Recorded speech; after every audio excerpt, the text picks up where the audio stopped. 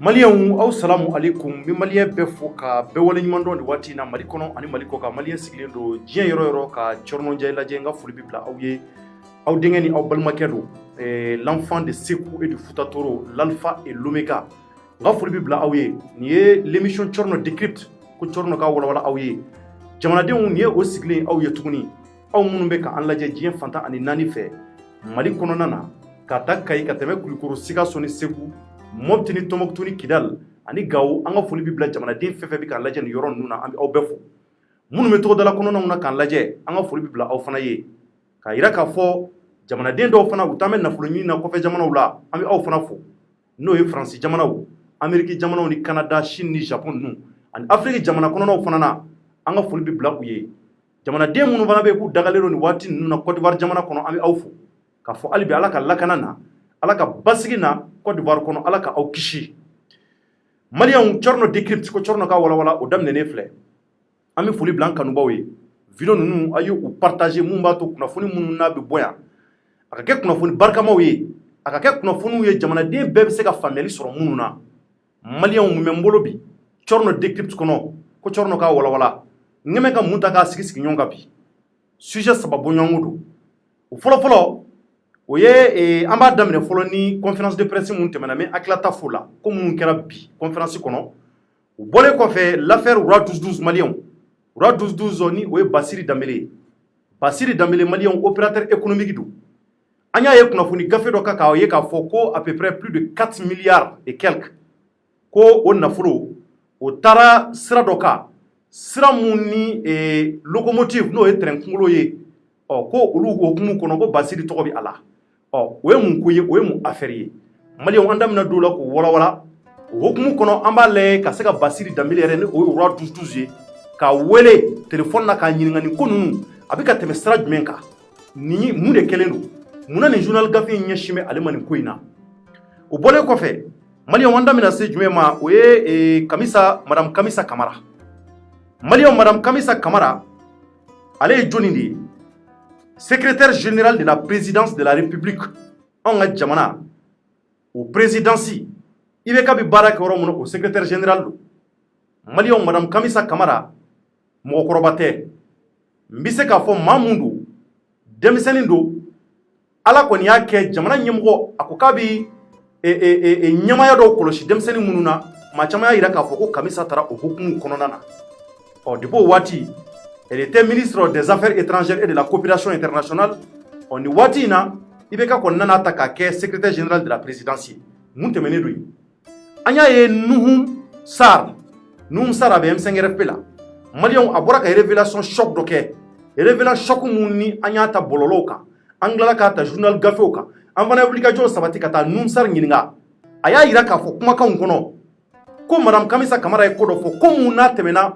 Mamoud diko ka misiri dala ni o fleni badala buku fali mungere kay kuma do fo o la Malien Nuhum Sar an ya yera wole sabla ma chama ya jalaki ka ka kan galo ta kada wal musura na anya wole ayi mudi fo amina o de da aw ka chorno decrypt kono o bolen ko fe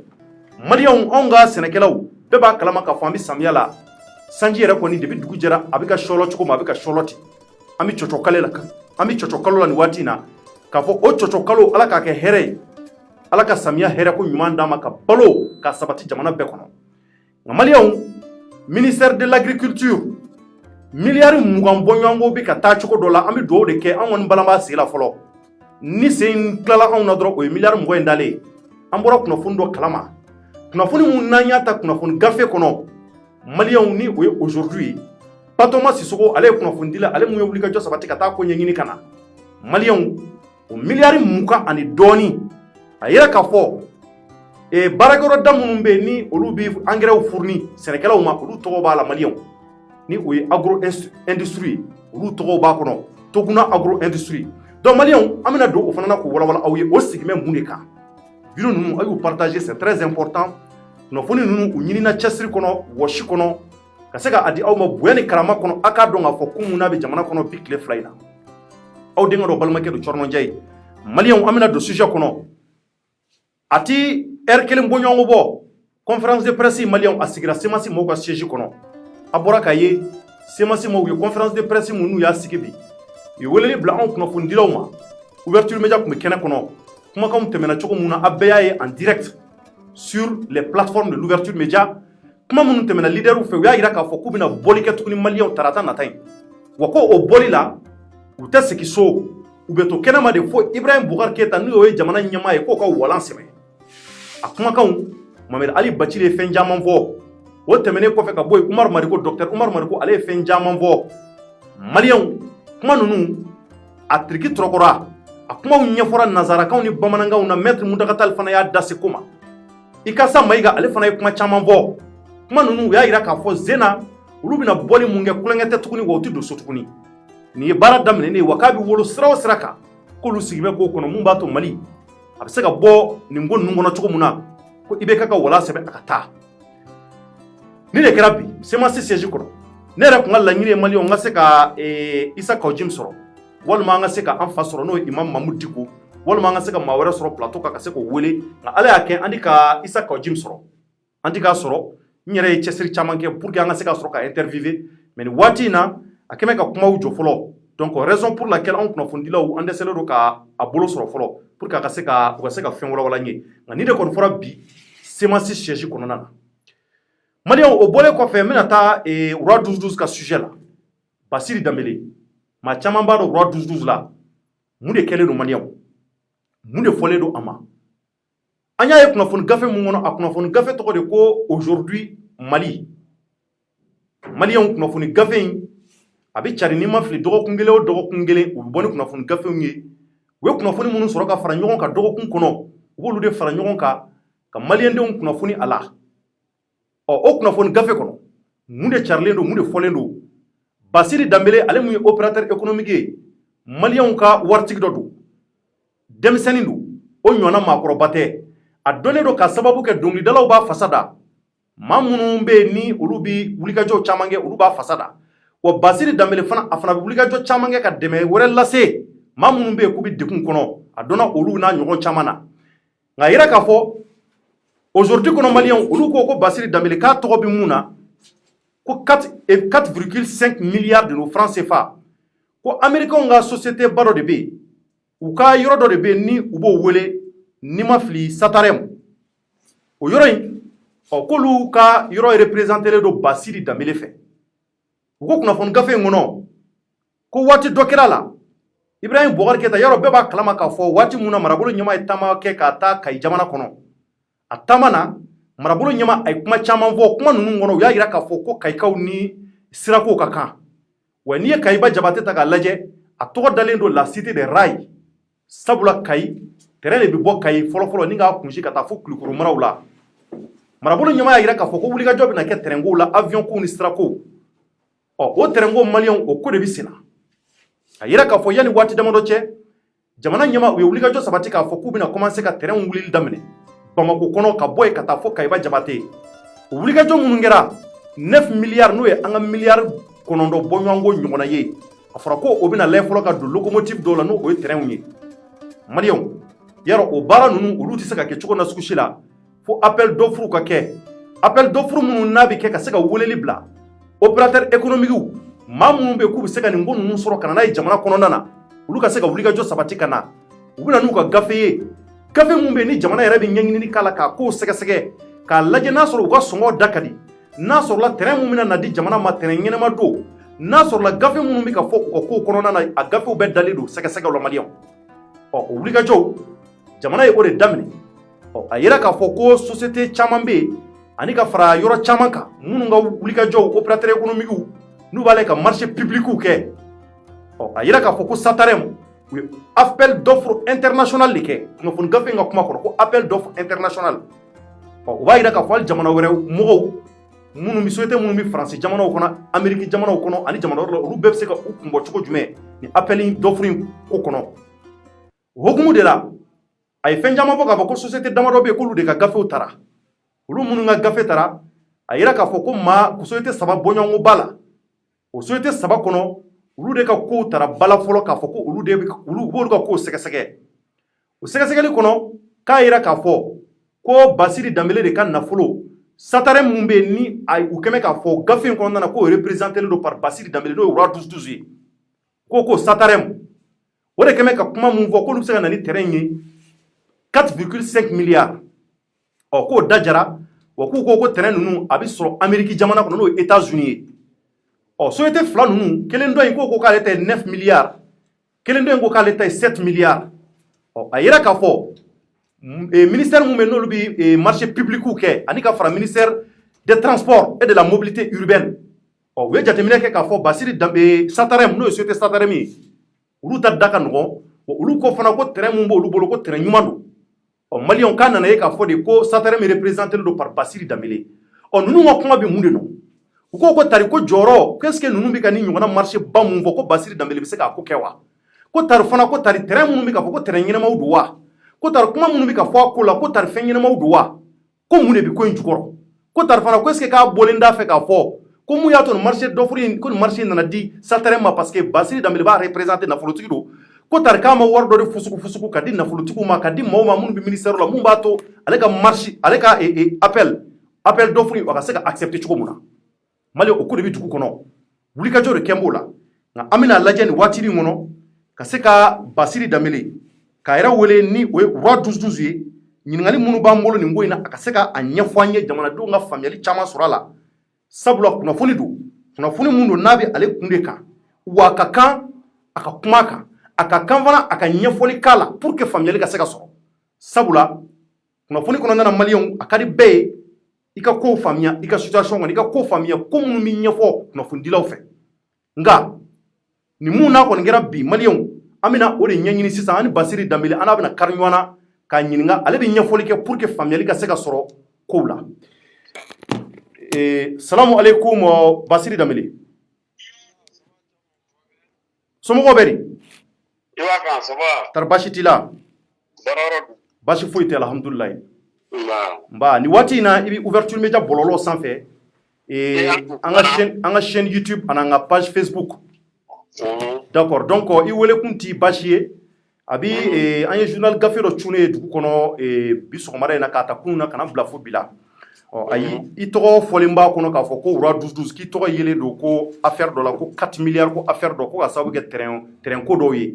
ko société dɔ bɛ yen n'o ye américain ka société dɔ n'u b'a wele ko Satarem donc k'o représenté don e fɛ ko in yɛrɛ bɛ cogo jumɛn n t'a dɔn ni i fana ye kunnafoni in mɛn.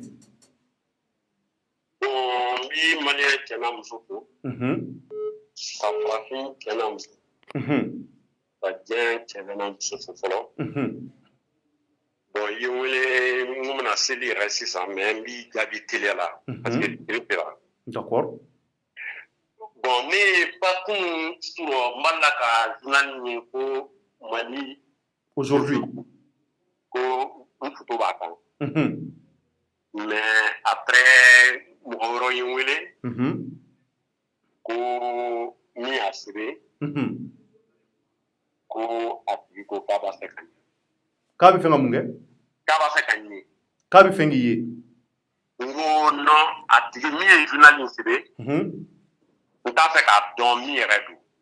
Mais k'a bɛ fɛ k'i ye mun na? Non ko parce que journal in sɛbɛnnen k'a ye kuma dɔ mɛn a y'a k'a ka journal la maintenant il veut me voir pour que k'a vraie version don. N k'a bon nin tigi nin kelen peut-être kojugu foyi tɛ diɲɛ kɔnɔ min bɛ bɔ dugukolo la gansan. Ne journal min bɛ ka kuma min fɔ fɔlɔ n bɛ don détail dɔ la ka tila ka kuma journal tigi in fɛ. D'accord. Aw ka média kan sinon n tɛ kuma nin kuma la. O bɛ diya n ye kuma bi. Wallahi ni kale ala de la n y'a décidé n tɛ kuma nin kuma na. D'accord. N bɛ acte de poser diɲɛ kun bɛ k'a seere. D'accord. N tɛ kuma na réseaux sociaux la n tɛ kuma na. Mais i ye n wele bonya ni hɔrɔnya min man cɛ n bɛ kun ye. D'accord. C'est comme société dɔ de bɛ diɲɛ kɔnɔ. Société in ye société américaine de ye a tɔgɔ de Satarem. Satarem, ok. C'est international mais société in basée don New York. New York. U ka bureau dɔ bɛ Champs-Élysées ka Paris. U ka bureau wɛrɛ bɛ Suisse. C'est comme Satarem représenté don diɲɛ fan bɛɛ fɛ. A président ba yɛrɛ o ye jufu de ye. C'est des gens qui investissent des milliards d'euros ni min tilala a tigi bɛ don internet kan k'a taper ko Satarem u b'a dɔn k'a fɔ société modèle min don. D'accord. Ala nana kɛ j'ai eu la chance d'un ami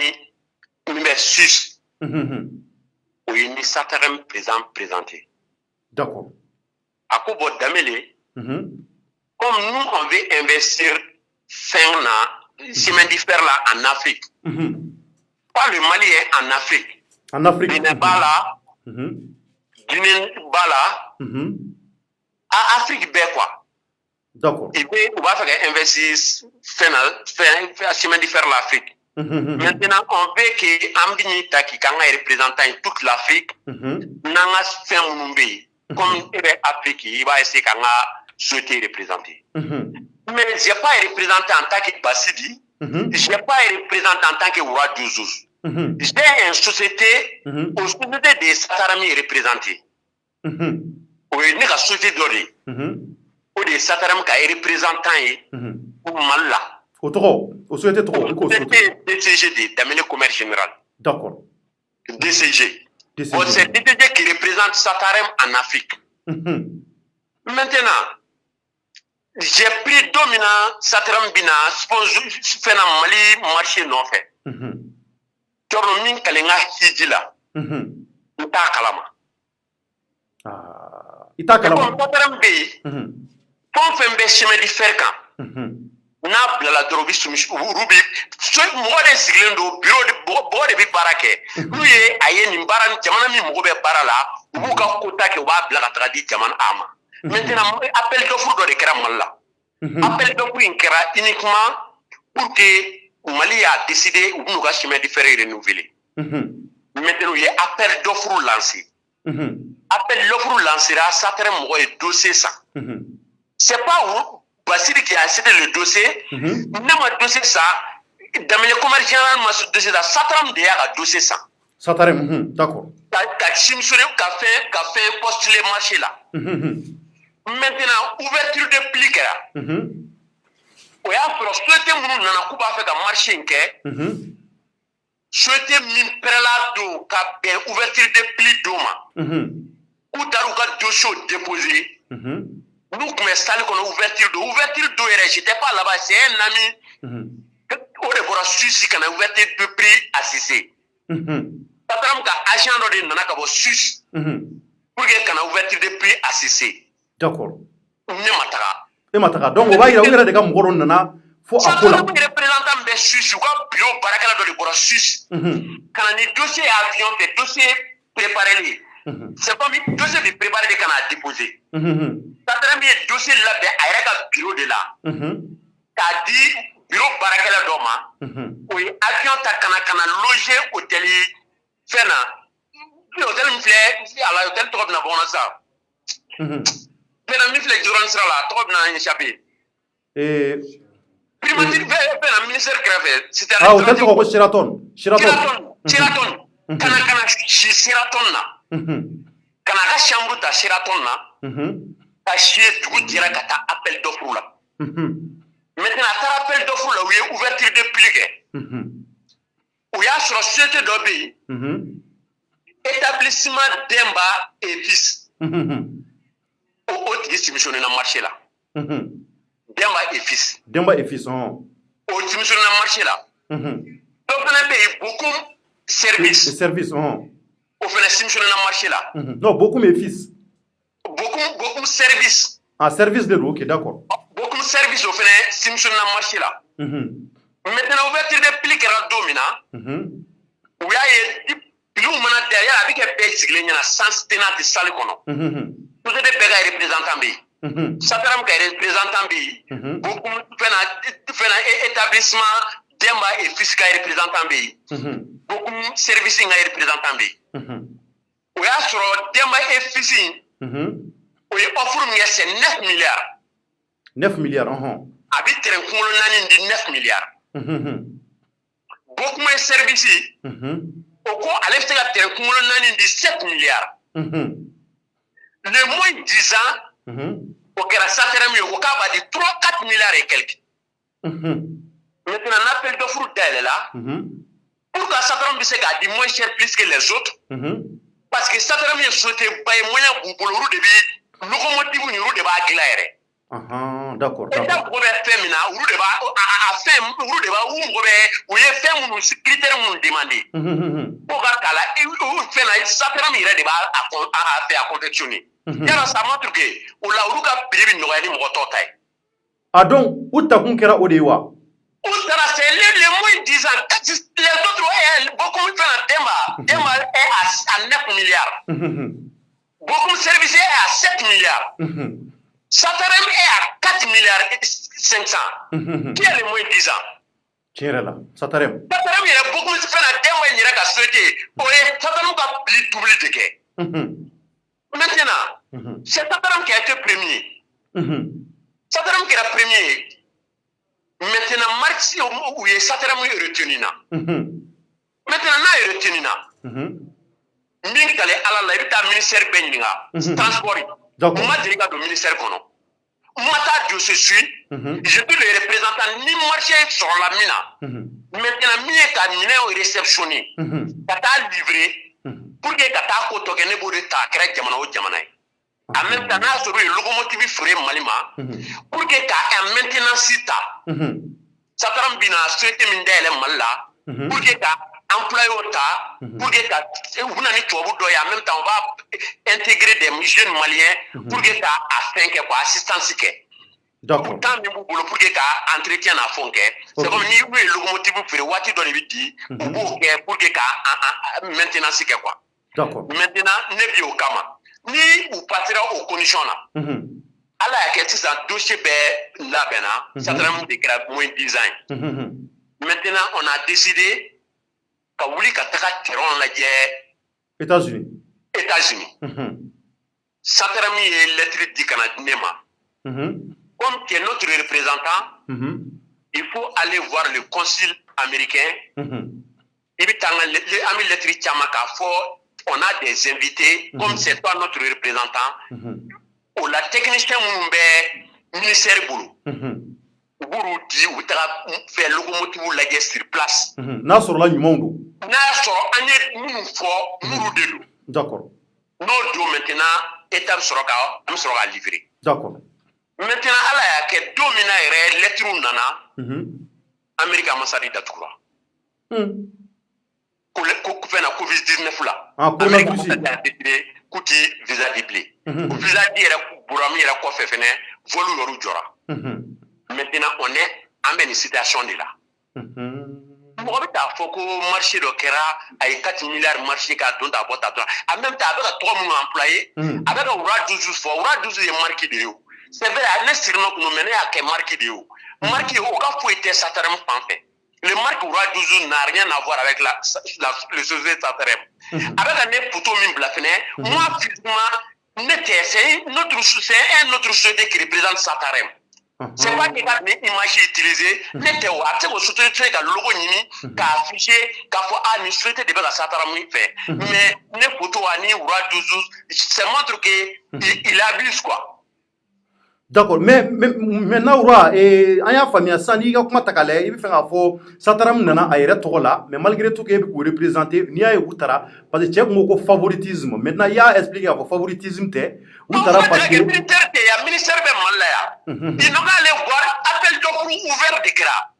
Appel d'offres ouvert pendant des mois. Dossier de tous les Maliens ont le droit de dossier sans ta sur le marché là. Djembe Mali Drontere, moi Adèle la djembe de comment moi d'abord do tirengo kuma la. Qui va do ko Mali mo be tremna qui se ga livrer. Qui a le droit de ta dossier ça. Oui. Pourtant on va dossier ça. Maintenant Sataram baga dossier là souvent Sataram bine wele aura 12 ans en simsona un dossier là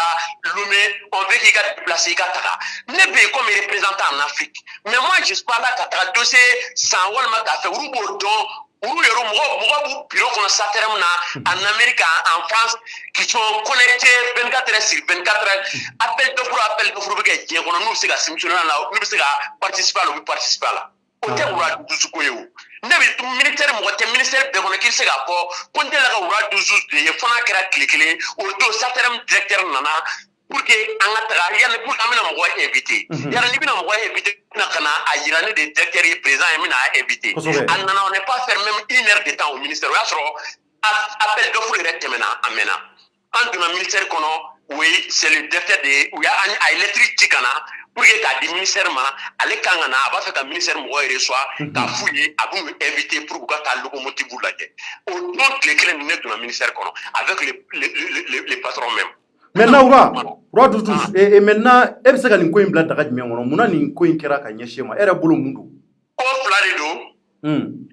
peut-être min y'a kɛ le nom Roi Doudou ça lui dérange o ye fɔlɔ ye parce que nin ye o de ye sinon même a ka kɛ ko ne yɛrɛ dɔrɔn de tun ye marché sɔrɔ j'ai le droit ni société bɛ ne bolo j'ai 3 sociétés au Mali moi j'ai droit ka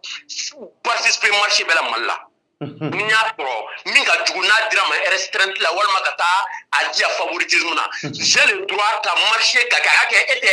ouverture média la tout récit vers média k'a fɔ k'a mago bɛ ordinateur dɔ la je suis un commerçant j'ai le droit ka taa n ka offre k'a bolo ni a b'a dɔn ko ne ka prix de b'a arranger a b'a san bolo n'a b'a dɔn ka prix t'a arranger min ta b'a arranger a b'a san de bolo les autres qui sont à 7 milliards 9 milliards quelqu'un qui a 4 milliards o tigi de bɛ ka jamana dɛmɛ wa min bɛ 9 milliards l'o de b'a fɛ ka jamana dɛmɛ.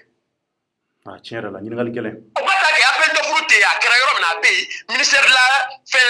transport de don u ka taga a DFM na u ka taa appel d'offre papier labɔ u b'a ye le moins 10 ans c'était qui. Le Dema et fils là il avait 9 milliards a kun y'o de proposé a ka fɛn na l'autre avait 7 milliards. Ci tɛ mun kan. C'est Sataram qui était à 4 milliards et quelques. Donc maintenant Oura i bɛna mun kɛ sisan? Ne vais plainte déposer un journal je vais déposer plainte n'importe où, une société avisée, société va m'envoyer des avocats, mi plainte déposer. Pourquoi ils mènent mon nom? Parce que je n'ai pas marqué de Roi Doudou, je n'ai pas marqué de. D'abord, il y a marqué toi tiens follow. Parce que de dire que marque Roi Doudou c'était toi yo. Je n'ai pas marqué de vous. Pourquoi va que Cyrano doit faire c'est vrai, je n'ai pas marqué de Roi Doudou. Maintenant, moi physiquement, ne imagine, ne te souhaite représenter. C'est un autre souhaité de va représenter, nous souhaiter gérer. Marani a femme. C'est comme souhaité de va Sataram représenter. C'est pas moi physiquement. C'est pas que ne physique de Sataram représenter. Ne la souhaité de Sataram représenter en Afrique. D'accord. Ouverture média est tournée. Aïe. N'a pas ouverture média qu'elle RFI représenté. Est-ce que Nitara Boko RFI est marché dans son mal là? Mais ouverture média de RFI est représentant. Mais moi, je ne sais pas de RFI est représentant. Est-ce que tu as un il y a un match info là. Parce que tu as ouverture média, tu as ouverture ouverture média de Kono. Peut-être ouverture média directeur de Soroy. À employé au Soroy. Moi, je ouverture média qui est actionnaire. Moi, qui est ouverture média. Mais ni taara sisan k'a fɔ ko parce que RFI ouverture média bi RFI représenté Mali la maintenant RFI ye marché dɔ sɔrɔ Mali la o la i ole k'i k'a ɲɛɲini i bɛ taa fɔ ko non ko Tchorno de ye o kɛ parce que Tchorno de donné don. D'accord. Mais o ye mun ye parce que je vais gâter le nom de Tchorno. C'est comme ouverture média bɛ ko caman kɛ ouverture média b'a ka émission kɛ e ka Tchorno e ti émission kɛ en tant que Tchorno e b'a tant que ouverture média minnu connecté len don connecté len tɛ Tchorno na o connecté len don ouverture média de la. Oui, kosɛbɛ. Ni min taara baga Tchorno ma k'i fani banero walima ka taa ORTM ye ko dɔ kɛ ka taa k'i bɛ taa ORTM journaliste dɔ ta k'a fana a banero na i ma baga ma. Kosɛbɛ. ORTM de y'a kɛ. Tu dois accuser n'a sɔrɔ ko favoritisme kɛra. Société qui représente fɛn na o de b'a kɛ mais c'est l'État qui doit répondre ça. Comment ça veut dire le moins 10 ans. O n'u ma marqué sɔrɔ o kumana min ka fɛn ka ca offre ka ca ni bɛɛ tɛ a bɛ d'o de ma. Ɲininkali gɛlɛn. Ne kɔnɔ a bɛ 4 milliards tigi b'a jɛ ka taa 9 milliards tigi ma 9 milliards tigi k'a jɛ 4 milliards tigi k'a sɔrɔ o de réalité wa walima 9 milliards tigi k'a sɔrɔ walima 7 milliards tigi k'a sɔrɔ 4 milliards tigi k'a jɛ. Tiɲɛ yɛrɛ la. D'accord, donc faamuyali sɔrɔla la Basiri Dambele an b'i fɔ k'i wale ɲuman dɔn. N bɛna min fɔ a ye a fana ye journaliste ye. Ne bolo an ka jamana in jɔ jamana kanu kan. An kana jamana in jɔ mɔgɔ ko kan. O don la ne bɔra ne ye vidéo kɛ. N ko k'a ta Alifa ka tile la. Ka n'a bila bi la. Ni Mali faama dɔ bɛ yen k'i ni ne 2000 ko kɛ ɲɔgɔn fɛ. Ala kana ɲɛda Ala kira kan. Mali faama dɔ. Société min ye marché sɔrɔ. Ne Basiri ka société tɛ. C'est Sataram qui a gagné son marché. Tout de suite n'a ka di satrem ye ou bien nous ka contrat cassé. Kanera buga représentant na ka mo were kana am nya folla. Ou bien buga représentant est-ce que vous bali ka machine soro? Non, tout bali. Na ou jashini. Ubita ka souhaiter choisir ka fo bon vraiment on a vu que ani wa duzu se ka baraka ani damele commerce général se ka baraka blé ubita souhaiter wera choisir ko ku ga représenter en Afrique comme ça peut être un souhaiter sénégalais comme un souhaiter guinéen comme n'importe où dans le monde entier en Afrique on se ka souhaiter wera ta ko choisir ko ku ga représenter mais ala ye bunyani min dia ana influence ni ken Afrique ni mo do nanu ka dana dangola na bora ko nyere tuwera toke Guinée manike ngara Guinée kata satram défend ru man to je nyere faso la ru de nan la gushi parce que ka to bu ka munu nga dana benga kuru ka dana tira bonga ora ni c'est pas kulenga parce que ni américain nyame ko match sur to ko même favoritisme pitin do de krala et non ils vont jamais jouer dans ça. Ouais. Ça m'a dit que quand mbolo tro ba fa mbolo tro ke niodi. Niodi ni ka mo mbolo tro de tiens parce que adama di e o ma pendama. Mo jamana were jana. Mali ma de ga fo ni mali pour que mali ne ka pili soro mala ne ka bo mali were jamana. Burkina de ne kwa ga tele la ka pili ya mali on soro ka mbuga tele la. Mais ka fa soro jamana na. O ma soro ko fe de. Ni ya soro ko fe mali o mi kla ka mpana ku ga minena. O koro ah chirela de ba ala ndama foi so mali kono ya foi te ko nya so mali kono fona kra mina nga mo bulega bulu mali tugulo ka ima foi so mali kono ima marché foi so ni nyami so mali o mi kla ka wuli kan to tien pour ko o tugula mo mu ndamena uruku uka haga mina na fene na mu tuwe ala tele ma pigi so mali ya nya pigi so lo me nya so Burkina nya so Côte d'Ivoire nya so jefe bela uga president nya pride uga feme prida mali ma deli ka jefu ita mo bela mali on balane luna u ba fe nga saka ba maladia non ra basé davele no te itisa ka bo balla non mais je sais pas où est l'autre mino on ni to de vous déranger ou man to ndi ala dia na la ba fe la bono de na ba bono la so route d'accord mais quand on parle na ba fe nga genetique retien ni ti fe so ya on mi tena ko mblo u ka ko nya Afrique aba fe ka to tien tena pour groupe le ga tigana ko no te tuwe ya ah tiens là ba groupe ni mo se so oui ya ba ko ne wuli ka do mali ministère ko ko ni marché de ma ils vont jamais me ose même pas parce que je sais que ni wura ne de do ni courant tout ta de ma ni ne de do ko ne de kun tara ko ka ta marché nu wa di ala kana nyada la kira ne ti ka parce que je sais que je même pas ne bo so mi ma bo mi mais en tant qu'un opérateur économique malien anga jamana ma delga foi ke ma delga fendi ma Mali fait mi organiser kané boala ko télé fait la pour que ka récompense do ke na boro wer temna fena min bono fa Mali la to do no beka ni beka ko be na wuyene Burkina di Burkina do be ga to fetia ou ko vraiment ani Burkina vraiment a jarani nana en fene no labe ANPP amba feta invité wer temna ne ka to Mali wer temno yodi ma fo jenu bi prime ndi mo ma kari kono de mais l'état malien m'a jamais donné un prix ne ta fena sénégalais yo ya décidé ne ka wura duzu plaquer mba bolé officiellement ni ka prix diaye président taran mais Côte d'Ivoire bete Côte d'Ivoire mo ye u ka wura akan ku ka ministre de la culture bla kan décorer avec les députés kan ya wura akan Côte d'Ivoire ah titu malien mo dinema jamana to ni kan fe al ne nga snap ga bi ko fe jamano de ba afa tout malien on ti fo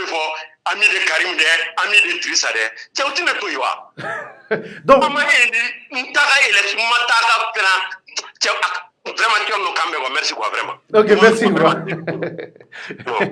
merci beaucoup donc malien wa boraka Basili Dambélé ni uba wele ko roi 12 ni ale kuma kan ni watina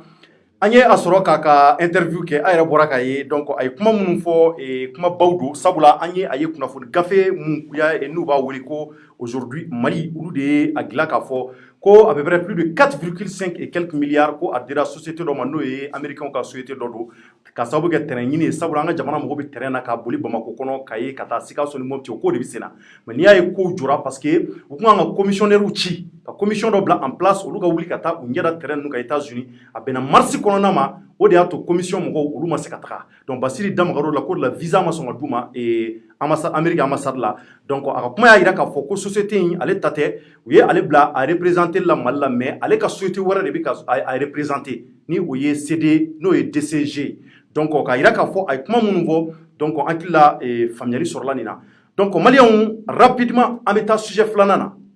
révélation choc la révélation choc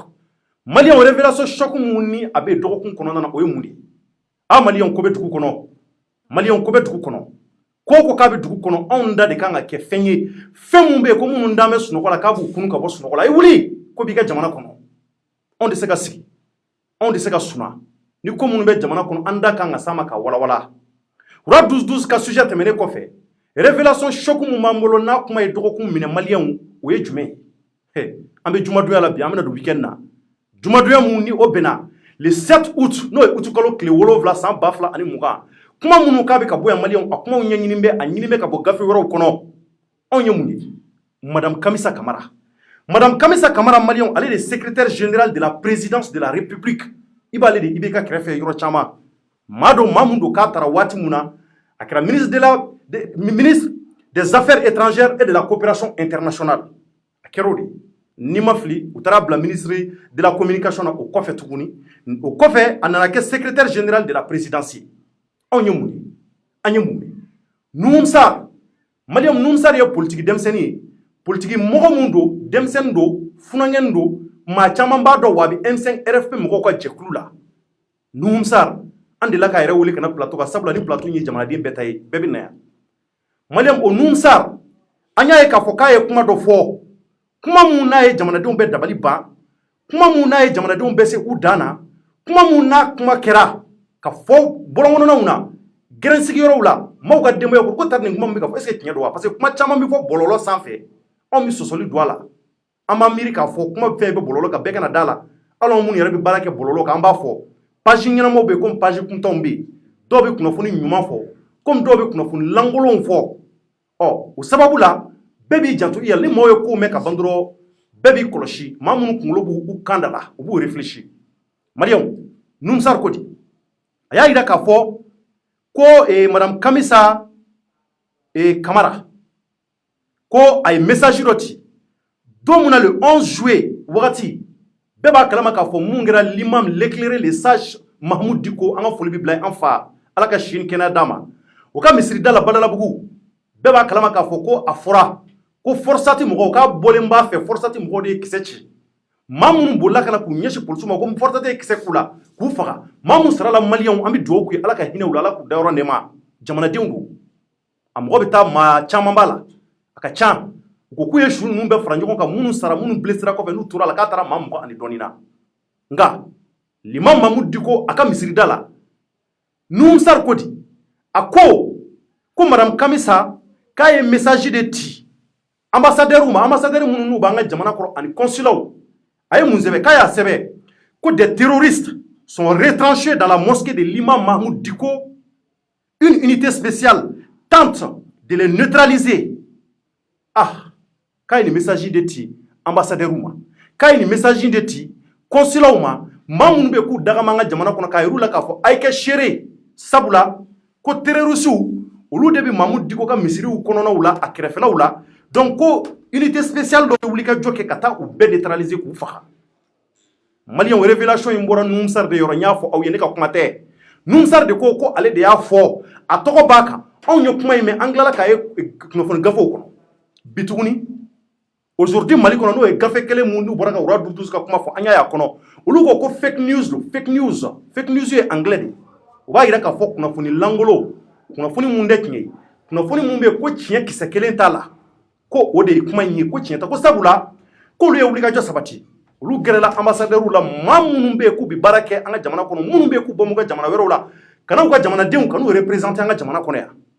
k'olu ye wulikajɔ kɛ ka gɛrɛ olu caman na k'o maaw ko di k'olu y'a yira k'a fɔ ko k'u tɛ fɛn kalama nin na wa u ma nin kuma in mɛn k'o b'a yira k'a fɔ kuma mun n'a fɔra Numsar fɛ ko tiɲɛ kisɛ kelen t'a la ko tiɲɛ tɛ wa olu dalen t'a la ko maaw kana d'a la maliyɛnw u y'a sɔrɔ dɔgɔkun kɔnɔ bɔlɔlɔ sanfɛla kɛra sankisɛ ye bɔlɔlɔ sanfɛla kɛra maliyɛnw tigɛ wɔrɔ yɔrɔ ye bɛɛ bɛ k'i ta fɔ k'a fɔ ko Numsar ko mun b'a bila ka nin nkalonfɔ sugu tigɛ ka da madame Kamisa Kamara la ko mun de b'a bila nin na maliyɛnw yɔrɔ anw de ko fɔ an kunfɛ n b'o fɔ n ka kuma na diɲɛ don o don maaw dan banna abonnew b'an bolo minnu bɛ k'u tɛ tigɛ an na fiyewu an ka YouTube n'an ka pagew kan maa minnu bɛ k'u kunkolo b'u kan na des responsables minnu dalen don ouverture média baarakɛlaw la Thierno Decrypte a n'a ka équipe mɔgɔw la o de hukumu kɔnɔ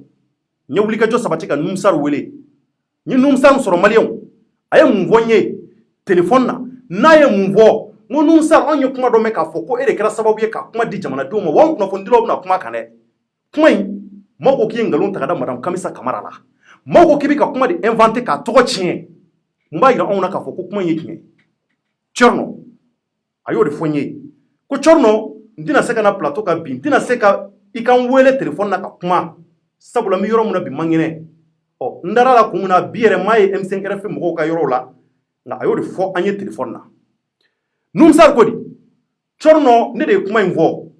wa kuma in ye tiɲɛ ye ne dalen bɛ n ka kuma fɔtaw la n'a ye madame Kamisa Kamara ja a bɛ se ka plainte don contre moi n dalen b'a la k'a fɔ n ye kuma fɔ tiɲɛ don a k'a essayer a ka plainte don kama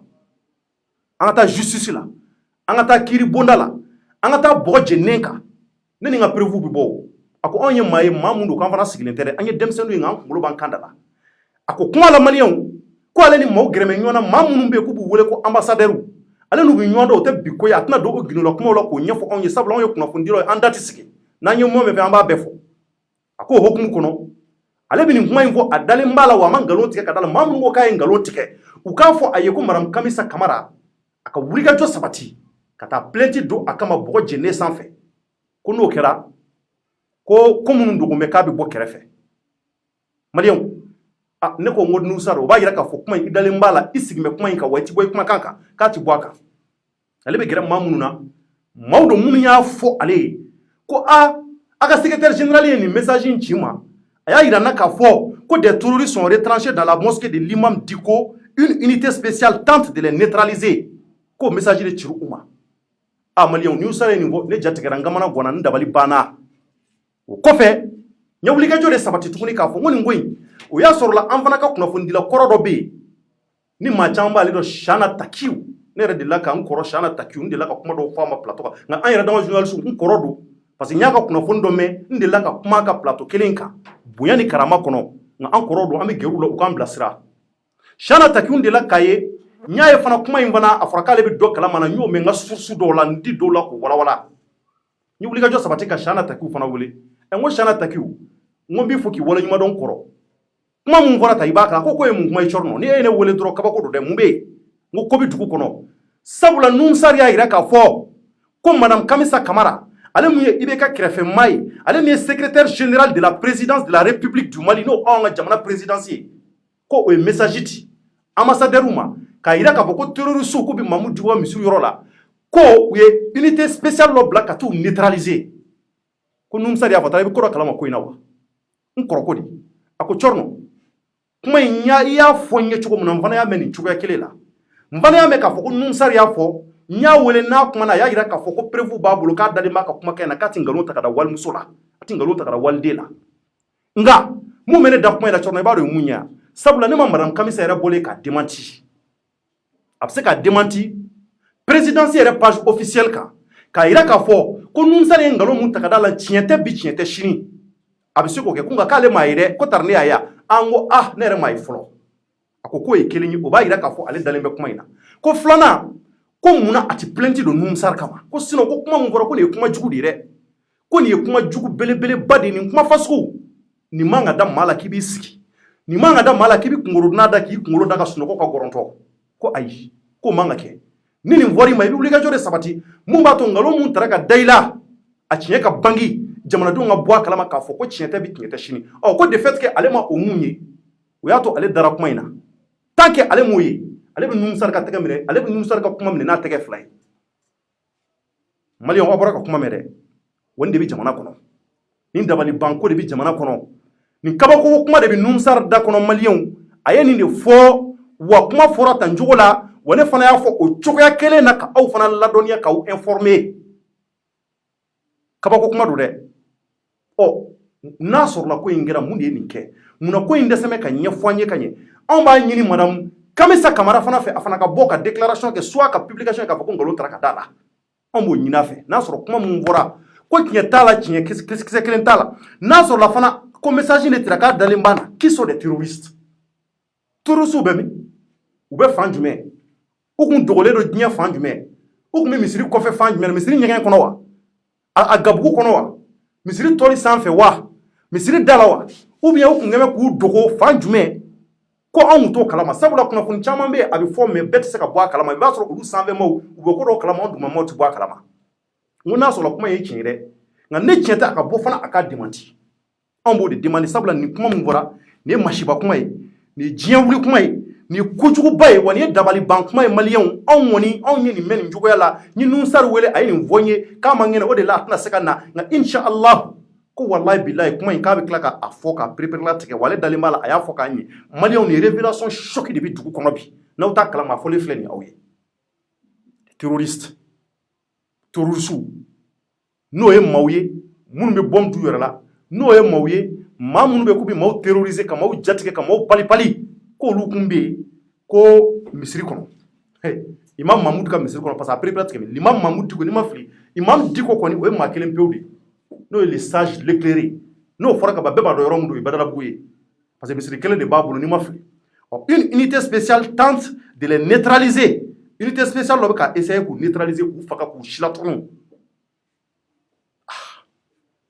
maliyɛnw nin ko tɔ anw b'a dingɛ tɔ sen k'a ko tɔ ɲɛɲini wa an b'an tulo dayɛlɛ wa an b'a ko ɲɛɲini n'an ye mun mɛn a la an b'o fɔ aw ye sabula madame Kamisa Kamara n'a y'a démenti don o don fana an bɛ bɔ an b'o fɔ aw ye ko tiɲɛ tɛ nkalon tara ka d'a la wa n'an y'a mɛn fana k'a ni Nusani fana karilen don ɲɔgɔn na bɔgɔ jeninen kan an bɛ bɔ k'o fana fɔ ye n'a ko nana laban cogo o cogo fana an bɛ bɔ an b'o fana fɔ aw ye nin ko in de bɛ dugu kɔnɔ wa an b'a fɔ ala ka seliji bɔ a ko kan ala k'a ko tiɲɛ bangi o tɛmɛnen kɔfɛ ka bɔ yen maliyɛnw subhanala kuma mun fana bɛ dugu kɔnɔ a b'a kalama wa diɲɛ wuli kuma mun fana bɛ dugu kɔnɔ tara aw b'a kalama wa anw bɛ samiya la jaja anw ka sɛnɛkɛlaw maliyɛnw u ma angɛrɛ sɔrɔ jaja anw ka sɛnɛkɛlaw angɛrɛ ma se ka sɔrɔ hali bi ka taa u dɛmɛ u ka sɛnɛkow la ka taa u dɛmɛ u ka baaraw la maliyɛnw jaja o ko de bɛ dugu kɔnɔ maliyɛnw ko bɛ dugu kɔnɔ kunnafoni mun bɛ ni bɛna di aw ma u kɛmɛ ka mun sɛbɛn ko le nouveau scandale des engrais plus de 20 milliards de francs CFA en perdition maliyɛnw jɔnni ye nin kunnafoni ɲini ka na an ba dɔ don n'u b'a wele ko Batoma Sisoko a bɛ baara kɛ kunnafoni gafe yɔrɔ jumɛn na u b'o wele de ko le Sphinx n'o ye Adama Dramé ka yɔrɔ ye kɔnɔba mun bɛ yen n'u b'a wele ko le Sphinx Batoma Sisoko an y'ale de tɔgɔ sɛbɛnnen ye kunnafoni di in yɔrɔ la ale de wuli ka jɔ sabati ka taa ɲɛɲini k'a fɔ k'a fɛsɛfɛsɛlaw tigɛ a ye mun fɔ maliyɛnw bɛɛ b'a kalama k'a fɔ n'i ye an ka jamana ta k'a lajɛ a bɛ san caman bɔ san o san anw ka jamana ni o ye ba Maliba ye u b'a lajɛ maliyɛnw ni ka se ka dɛmɛ ladon sɛnɛkɛlaw ma ka subvention k'u ye k'u dɛmɛ sɛnɛkɛlaw bɛ diɲɛ yɔrɔ o yɔrɔ u b'u dɛmɛ angɛrɛ la angɛrɛ nasugu ka ca maliyɛnw angɛrɛ minéraux bɛ yen angɛrɛ organiques bɛ yen angɛrɛ nasugu ka ca u bɛ angɛrɛ de wele an ka todunkan la n'a t'a dɔn ko nɔgɔ o nɔgɔ de bɛ kɛ sababu ye ka ba don an ka sɛnɛfɛnw na o nɔgɔ de bɛ kɛ fɛn ye ni ala ye sɛnɛfɛn ɲumanw d'a ma an ka se k'u dun bonya ni karama kɔnɔ k'a sɔrɔ a ma ko k'an na a ma fɛn k'an na wa o nɔgɔ de bɛ kɛ sababu ye fana ka sɛnɛfɛnw ɲɛ u sankɔrɔta ni sanji bɛ na maliyɛnw o san o san n'a yɛrɛ k'a fɔ ko jamana bi o ko kɛ an ka jamana in nka ɲinanda ma bɔ fɔlɔ wa ɲinanda bɛ sira mun kan anw bɛna aw ladɔnni o de la ka o de ɲɛfɔ aw ye maliyɛnw video in a y'a partager Corno décrypte do ko Corno ka walawala wa n'u b'a walawala dɛ walawalali a bɛ kɛ bonya ni karama kɔnɔ k'a sɔrɔ da ma sago k'a sɔrɔ an ma maa dɔgɔya a yira k'a fɔ ministère de l'agriculture ministère mun bɛ yen k'a bilalen don sɛnɛkɛlaw ka ko ɲɛnabɔli ma o ministre so bɛɛ b'a kalama k'a fɔ u bɛ nin ko in kɛ a bɛ waati caman bɔ n da donna na u kun delila ka appel d'offre dɔ kɛ appel d'offre ye mun ye maliyɛnw appel d'offre ye fɛn mun don n'a sɔrɔla a kɛra société ye o a kɛra jamana ka baarakɛyɔrɔ ye o k'u bɛ fɛn ka fɛn ɲini fɛn min bɛ k'u mago b'a la k'a fɛn bɛ tɛmɛ an ka jamana gafew y'a yamaruya k'a fɔ n'u b'o kɔfa sugu kɛ u mago bɛ produit dɔw la u mago bɛ fɛn dɔw la k'a fɛn nana tɛmɛ miliyɔn hakɛ dɔ kan o b'a yira k'a fɔ appel d'offre kan ka kɛ a diyagoyalen don an ka jamana gafew kɔnɔ ni appel d'offre nana kɛ o b'a yira k'a fɔ commerçant minnu bɛ yen ani opérateur économique minnu bɛ yen u bɛɛ bɛna ka na n'u ka feerefɛnw ye ka na n'u ka dossiers ye u b'a lajɛ ka maaw suganditɔ la jateminɛ de bɛ kɛ jɔnni ka sɔngɔ ka nɔgɔn jɔnni ka produit ka ɲi jɔnni ka gafew dafalen don u bɛ sɔrɔ ka o maa fasugu k'u sugandi ka baara kɛ ni o tigi ye o yamaruya bɛ an ka jamana ko kɔnɔ ministère de l'agriculture u ye nin appel d'offre mun kɛ a ka ca ni miliyɔn ye miliyari ko kuma de bɛ fɔ nin na sabula c'est plus de 20 milliards de nos francs CFA u tun ye appel d'offre kɛ salon k'a yira k'a fɔ ko ɲinan samiya u bɛna a lajɛ k'a lajɛ ka société baw wele minnu bilalen don engrais ɲiniw na u bɛɛ ka se ka na ka na n'u ka gafew ye mun b'a to ka se ka an ka sɛnɛkɛlaw k'u livrer engrais ɲumanw na o baaraw kun daminɛna depuis salon pour que ɲinan engrais ka sɔrɔ joona sabula maliyɛnw engrais a nafa ye mun ye engrais bɛ don sɛnɛ bɛ kɛ dugukolo mun kan engrais bɛ don yanni sɛnɛ ka kɛ wa sɛnɛ kɛtɔla fana engrais bɛ k'a la wa ni sɛnɛ banna fana a ban waati engrais dɔ bɛ kɛ dugukolo la o mun b'a to ka se ka barika don dugukolo la donc o b'a yira k'a fɔ yanni sɛnɛ waati ka se depuis an bɛ tilema la engrais ɲiniw kan ka kɛ ka dɛmɛ kɛ sɛnɛkɛlaw ma ka dɛmɛ kɛ jɛkulu minnu bɛ yen n'o ye association minnu sigilen bɛ sɛnɛkɛlaw ka ko ɲɛnabɔli la ani coopérative minnu sigilen don ka sɛnɛkɛlaw dɛmɛ u ka kow la ka se ka caman di olu fana ma k'u dɛmɛ hali n'a sɔrɔ o association ni o coopérative bɛ 20% di engrais la sɛnɛkɛlaw ma jamana fana b'u dɛmɛ à peu près plus de 80% la maliyɛnw jamana tun ye o appel d'offre de kɛ salon o mun kɛra salon a yira k'a fɔ ko appel d'offre bɛ kɛ waati min na kunnafonidila y'a sɛbɛn a ka kuma kɔnɔ ko u tun ɲɛ bɛ kan à peu près plus de 23 fournisseurs k'olu kun talen don ka ban a bɔlen b'a fɛ olu kun tara ka sababu kɛ yanni yɛrɛ appel d'offre yɛrɛ opération ka ban a résultats ka ban k'a fɔ ko nin tigi sugandira nin sugandira ko maa 23 kun tɛmɛ fournisseur 23 kun talen don ka ban malo a bɛ kabako ko mɛn jamana kɔnɔ dɛ a ye nin lamɛn ka ɲɛ dɛ a ye nin lamɛn ko ko bɛ jamana kɔnɔ anw b'a bɛɛ de fɔ an tɛ foyi to yen a ye nin lamɛn sabula n bɛna fɛn dɔ de ɲɛfɔ aw ye bi dossier o dossier bɛ yen k'an b'a daminɛ kuma dɔw la a b'u lamɛn de près sabula n'an m'u lamɛn maa minnu bɛ yen k'u bɛ fɛ ka ko dɔ kɛ m'a fɔ u y'a kɛ dɛ ka ko dɔ kɛ a b'a to u bɛ siran k'a ko kɛ a b'a to u b'a dɔn k'anw b'a kalama a b'a to k'a fɔ anw minnu da tɛ sigi anw minnu ye lakalita ɲininaw ye n'an bɔra kalama dɔrɔn ko maga kɛra fɛn dɔ dɔrɔn an bɛ bɔ k'a fɔ tuguni ko dɔ de bɛ fɛ ka kɛ an ka miliyari kun bɛna fusugu de an ka miliyari de kun bɛna taa nka ala de ye miliyari in kisi nka mɛ miliyari in ma kisi pewu pewu dɛ 20 miliyari maliyɛnw a ma kisi pewu pewu pewu n bɛ se k'a fɔ a kisira fɔlɔ maliyɛnw 60 ou bien 70% ni ma kuma bi wari ni ala ma hɛrɛ k'an ye ni ala m'an kisi miliyari in a bɛ tunu cogo si dɔ a la jinɛmɔrɔ dɔ bɛ sɔn k'a tunu o y'a taalen ye maa t'a tacogo dɔn n bɛn'o de fɔ aw ye bi o kɛlen maliyɛnw o yɔrɔ bɛɛ appel d'offre annulera a annulera kun mun na kunnafonidila a b'o fɔ an ye appel d'offre annulé ɔ a yira k'a fɔ ko appel d'offre annulé fɔlɔ kun dɔ kama o kun kelen maliyɛnw kunnafonidila y'a sɛbɛn k'an ma bali foyi la juin tɛmɛnen appel d'offre o de tilala ka lancer tuguni maa fɛ maa mun ni o ye le secrétaire général du ministère de l'agriculture sabula bɛɛ b'a kalama k'a fɔ ministres u t'an ka jamana kɔnɔ fɔlɔ ministres ma ta fɔlɔ ministre minnu talen don ni o ye de ministère régaliens ye n y'a ɲɛfɔ aw ye n ko jamana ye ministre damadɔ ta fɔlɔ 6 sabula ni ma fili nin y'a kalo kelen dɔɔni ye kalo 2 ministre t'an kunna donc o ministre 6 la ministre de l'agriculture t'a la donc obligatoirement ni ministre tɛ baarakɛyɔrɔ la a ka secrétaire général de bɛ bila ka baaraw sugandi ka baaraw kɛ nka dan de b'a ka baara la ministre ka baarakɛtaw bɛ yen n'o y'ale ka ministre tutelle ye ale fana ka baarakɛtaw o fana bɛ yen dan man ka sago ka taa sira dɔw la sira mun bɛ yen k'i man ka bɔ i ka sira kan ka taa maa wɛrɛ ka sira kan ɔ ministre de l'agriculture tɛ an ka jamana kɔnɔ fɔlɔ kunnafonidila y'a sɛbɛn ko nka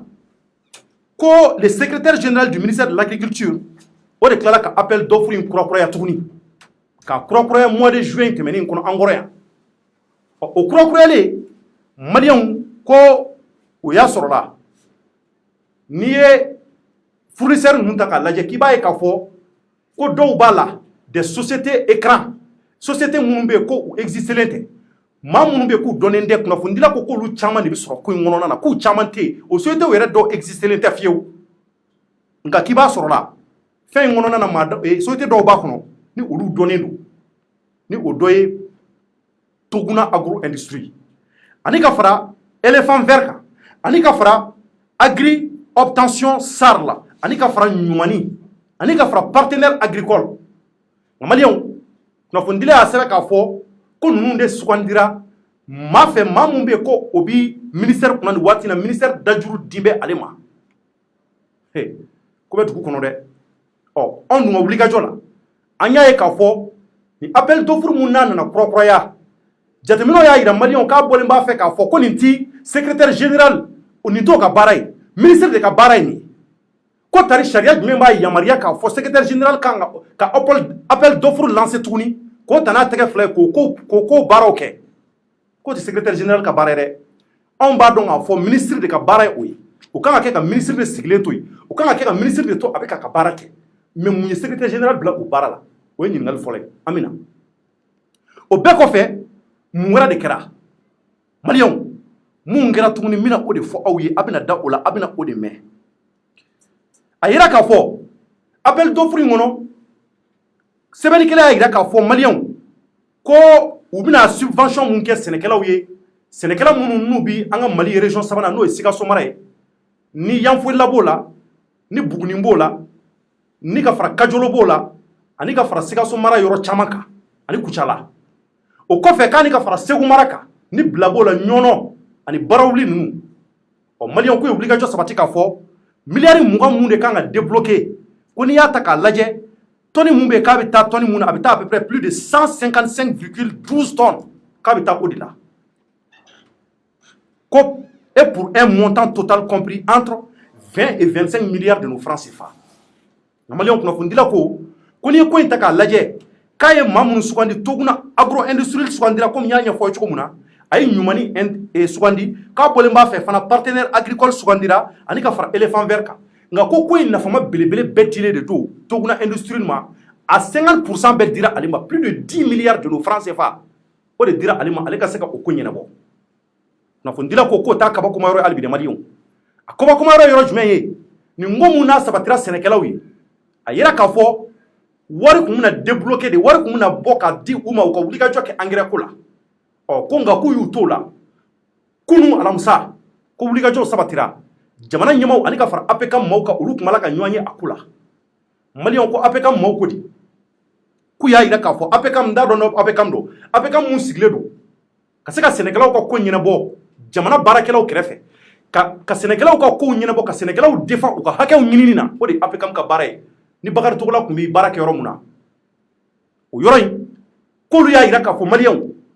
ko ministère de l'agriculture bɛ ka nin mun kɛ u b'a la ka nin appel d'offre min kɛ k'u bɛna nin 20 milliards débloquer ko sabula k'a yira k'a fɔ k'a bɔlen b'a fɛ procédure tun bɛ sen na ni wariw bɛna bɔli kɛ ko k'a ko jɔ k'a jɔ kun jumɛn na ko sabula anw ka sɛnɛkɛlaw ko est-ce que u mago bɛna jɔ nin na tuguni wa ko n'i y'a ta k'a lajɛ maliyɛnw an bɛ cɔcɔ kalo de la sɛnɛ bɛ ɲini ka na ban sɛnɛ bɛ ɲini ka na ban maliyɛnw an bɛ mois d'août la an bɛna taa septembre la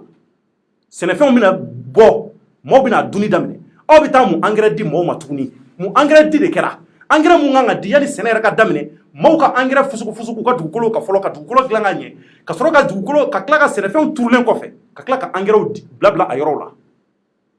ko APK ko nafa t'a la tuguni k'olu kɔni bolo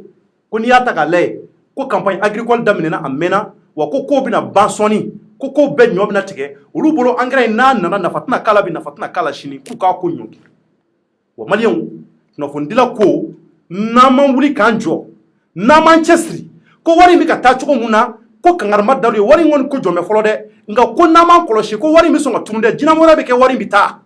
jinɛmɔgɔya bɛ sɔn ka kɛ wari in bɛ tunu wari in bɛ sɔn ka taa cogo la cogoya mun bɛ yen k'an t'a ca cogoya dɔn ko sabula ko a fɔra ko ka wari in ko dabila a kana di engrais kana di tuguni ko k'a ko dabila ko APK maaw y'o yira k'a fɔ ko nafa t'a la tuguni sabula samiya a yɔrɔ janyana nka maliyɛnw ne cɔrɔnɔ maliyɛnw n ɲɛ dayɛlɛn bɛ n tulo dayɛlɛn bɛ wa n wuli bɛ ka n jɔ nin dossier in na anw ka 20 milliards de francs CFA ne ka nafolo don aw ta don anw ka jamana wari don nin wari in kana taa tuguni engrais foyi la APK ko k'an mago tɛ jɔ engrais la tuguni sɛnɛkɛlaw y'u mago jɔ engrais minnu na n'u ye nɔgɔw sɔrɔ ka ban sɛnɛ bɛ ɲini ka na ban ko nafa t'a la wa an ɲɛ b'an ka wari la dɛ an ka wari wa an b'a surveiller de près an b'an ka wari lajɛ de près maliyɛnw an bɛ to taama ni koɲɛɲiniw na pour que nin wari in kana tunun an na jinɛ dɔ kana a tɛgɛ don dɔrɔn ka wari in ta ka taa n'an ka miliyari 20 ye wari mun bɛ yen k'a bɛ se ka fɛn caman dilan wari mun bɛ yen k'a bɛ se ka secteur caman dilan a bɛ se ka ko caman dilan sɛnɛkɛlaw ka ko la o kana taa don tuguni engrais la nin ye ɲinanta bannen o b'a yira k'a fɔ anw ka sɛnɛkɛlaw ma engrais sɔrɔ ɲina 2020 kɔnɔ maliyɛnw sɛnɛ banna ka ban samiya banna ka ban anw bɛ cɔcɔ kalo kɔnɔ a y'a ka jamana ye dɛ wa nin de ye ba maliba ye nin de kɛra Batoma Sisoko de nana ni kunnafoni ye wa ne cɔrɔnɔ fana n bɛna fara Batoma kan an bɛ ko in lajɛ de près maliyɛnw n bɛ Batoma dɛmɛ ni ko in kɛra cogo ka wulikajɔ sabati k'a fɔ a ka n dɛmɛ kunnafoni in na c'est à dire miliyari 20 in a ko bɛ sira jumɛn kan dɛ a ko taara sira jumɛn kan c'est à dire miliyari 20 in u y'a ko to yen wa a ko tora an ka budget kɔnɔ wa c'est à dire maga ma k'a la tuguni de an bɛna o ko ɲɛɲini maliyɛnw n'o ko kɛra cogo min na an bɛna o da aw tulo kan dans les jours à venir n bɛ foli se jamanaden bɛɛ ma maliyɛn cɛman ni musoman denmisɛnnin ani maakɔrɔba k'a fɔ aw ye kunnafoni minnu n'u tun b'an bolo cɔrɔnɔ décrypte ko cɔrɔnɔ k'a walawala aw ye aw balimakɛ n'aw denkɛ l'enfant de Ségou et de Fouta Toro l'alpha et l'oméga maliyɛnw ka cɔrɔnɔ ouverture média cɔrɔnɔ n ka foli bɛ bila n kanubaw ye k'a fɔ bɛɛ k'i janto i yɛrɛ la an k'an tɛgɛ di ɲɔgɔn ma an ka don da kelen fɛ an ka bɔ da kelen fɛ Mali ye anw de ta ye Mali mana ɲɛ a bɛ ɲɛ anw de ye wa ni Mali tiɲɛna a bɛ tiɲɛ anw de fana jamanadenw n bɛ foli bila aw ye k'a fɔ hali bi an ka laɲini ye fɛn fɛn Maliko la Ala k'a bɛɛ sabati kunnafoni minnu bɛ yen k'olu sɔrɔla n bolo o de kɛra nin u di aw ma en temps réel wa hakili la faamuyali caman sɔrɔla la n'an bɔra ko wɛrɛ kalama dɔgɔkun in kɔnɔna na weekend in kɔnɔna na maliyɛnw anw bɛ segin tuguni ka na ko wɛrɛw fɔ aw ye ko minnu bɛ yen k'a bɛ faamuyali sɔrɔ jamana kɔnɔ sabula kunnafoni ɲɛnama tɛ jamana o jamana kɔnɔ o jamana tɛ taa ɲɛ o jamana tɛ bɔ nɔgɔ la wa inshallah anw m'an cɛsiri k'o kunnafoni ɲɛnamaw k'u wagabe ka bɔ dingɛ bɛɛ kɔnɔ ka n'o di aw ma aw sigiyɔrɔ kana aw ka baarakɛyɔrɔ la b'aw fɔ ka wale ɲuman dɔn k'a fɔ hali bi Ala ka Mali ja Ala ka Mali taa ɲɛ merci à toutes et à tous Ala ka dugu ɲuman cɛ au revoir